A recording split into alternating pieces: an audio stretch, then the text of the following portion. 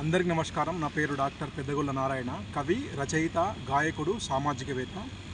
మనం సమాజంలో, సొసైటీలో చాలాసార్లు ఏమంటే మనకు పరిచయం ఉన్న వాళ్ళు చాలా అక్కడక్కడ మనం తారసపడుతుంటారు అనమాట. అరే మనోడని చెప్పేసి ఏం చేస్తామంటే దగ్గరికి పోయి కొద్దిగా మాట్లాడడానికి ప్రయత్నం చేస్తాం.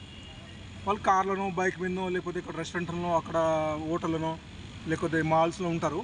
మనం ఏమంటే మనం పోయి మాట్లాడడానికి అవకాశం తీసుకుంటాం అనుకోండి, వాళ్ళు అక్కడ మొక్క మలుపుతారు, ఇక్కడ పోతే ఇక్కడ మొక్క మలుపుతుంటారు. అది కొద్దిగా అంజాన్ చేస్తుంటారు అనమాట. అంటే మనకు చూస్తున్నట్లు ప్రయత్నం చేస్తూ ఉంటారు.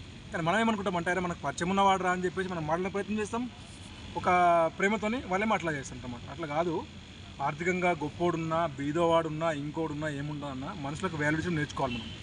మనుషులు నువ్వేమున్నా కూడా అందరు కూడా డబ్బు సంపాదించిన వాడు కానీ, బీదవాడు కానీ, గొప్పవాడు కానీ అందరు కూడా రేపు పొద్దున్న ఈ మట్టిలోనే కలిసిపోతారు. కాబట్టి అందరు కూడా మనం గమనిస్తుంటాం చాలా మట్టుకంటే. మనం ఇప్పుడు చూడండి, శ్మశాన వాటికి వెళ్ళి చూడండి, గొప్పోడు కానీ, బీదోడు కానీ అందరు కూడా అక్కడే అదే నీటిలోకి వెళ్ళిపోతారు. కాబట్టి అప్పుడప్పుడు మనకు పరిచయం ఉన్న వాళ్ళు పలకవాడు, బీదవాడున్నా, గొప్పవాడున్నా, ఎవడున్నా కూడా పలకరిస్తే కనుక తప్పకుండా వాళ్ళకు మనం మినిమం కామన్ సెన్స్ ఏమంటే తప్పకుండా రెస్పెక్ట్ చేయాలి సొసైటీలో. లేకపోతే ఏమనిపిస్తుంది అంటే గొప్పవాడు అంటే ఇప్పుడు అందరూ గొప్పవాళ్ళే ప్రేమించారు, గొప్ప వాళ్ళకే మనము స్నేహితం చేసుకొని ఇట్లా కాదు.